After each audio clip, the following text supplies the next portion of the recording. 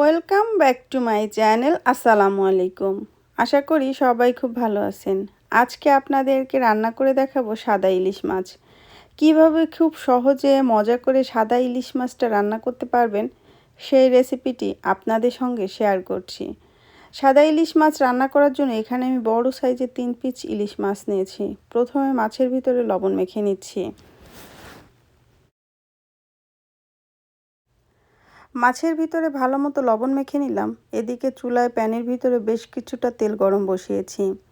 তেলের ভিতরে লবণ মাখা মাছগুলো দিয়ে দিচ্ছি ভাজার জন্য। মাছের একটা পাশ ভাজা হয়ে গিয়েছে, মাছটাকে আমি উল্টিয়ে দিচ্ছি। ইলিশ মাছটাকে আমি লাল লাল করে ভেজে নিব। মাছটা লাল লাল করে ভাজা হয়ে গিয়েছে। এখন আমি এই মাছটাকে সরাসরি চুলা থেকে নামিয়ে নিচ্ছি। এখানে নিয়েছি 1 কাপ পেঁয়াজ কুচি, সাথে নিয়েছি 5টা কাঁচামরিচ কুচি।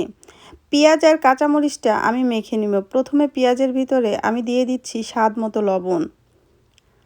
ভালো মতো কষলিয়ে পেঁয়াজটাকে আমি মেখে নিব। ভালো মতো কষলিয়ে পেঁয়াজটাকে আমি মেখে নিলাম। এখন এই পেঁয়াজের ভিতরে আমি যে মাছটা ভেজে রেখেছিলাম, মাছ ভাজার তেলটা দিয়ে দিচ্ছি। তেল দিয়ে পেঁয়াজটাকে আরও 1-2 মিনিটের মতো হাত দিয়ে মেখে নিচ্ছি। পেঁয়াজটা খুব ভালো মতো মেখে নিয়েছি। পেঁয়াজের ভিতর থেকে পানি বেরিয়ে গিয়েছে। এখন এর ভিতরে আমি 1/2 কাপ পরিমাণে পানি দিয়ে দিলাম।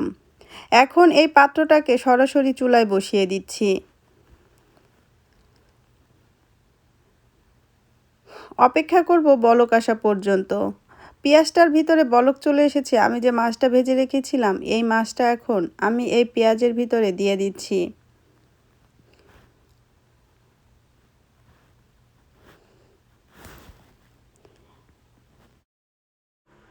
এই ইলিশ মাছটা এখন রান্না করতে হবে পেঁয়াজটা ভালো মতো সিদ্ধ হওয়া পর্যন্ত। এই ইলিশ মাছটা দিয়ে ভাত খেতে কী যে মজা, আপনারা বাসায় ট্রাই না করলে বুঝতেই পারবেন না। ইলিশ মাছটা সম্পূর্ণ রান্না হয়ে গিয়েছে। ইলিশ মাছের কালারও চেঞ্জ হয়ে গিয়েছে। এই মাছটাকে এখন আমি একটা প্লেটের ভিতরে ঢেলে নিচ্ছি। দেখেই বুঝতে পারছেন কতটা লোভনীয় হয়েছে ইলিশ মাছের এই তরকারিটা। আমার ভিডিওটা আপনাদের কাছে কেমন লেগেছে আমাকে কমেন্টস করে জানাতে ভুলবেন না। গরম গরম ভাতের সাথে এর 1 পিস ইলিশ মাছ থাকলে আর কিছুই লাগে না। আজকে এই পর্যন্ত। সবাই ভালো থাকবেন, আমার জন্য দোয়া করবেন। আল্লাহ হাফেজ।